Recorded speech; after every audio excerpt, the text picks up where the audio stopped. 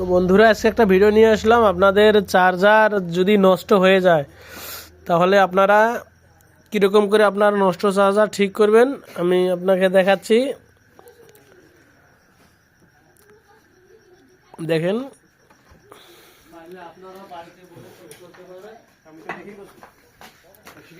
নষ্ট চার্জার খুব সহজেই খুব সুন্দর করে ঠিক করানো হয়। আমরা খুব যত্ন করে চার্জারটা ঠিক করতেছি।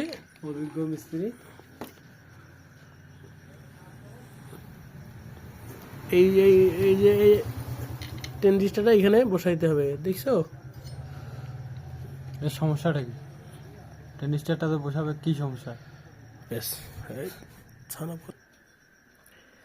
এই জায়গায় ট্রানজিস্টরটা বসাইতে হবে। মানে আপনার যে আগের চার্জারটা আছে, চার্জারটা ডাইরেক্ট চার্জারটা মনে করেন চার্জ নিতেই থাকে, চার্জার ফুল শো দেখায় না।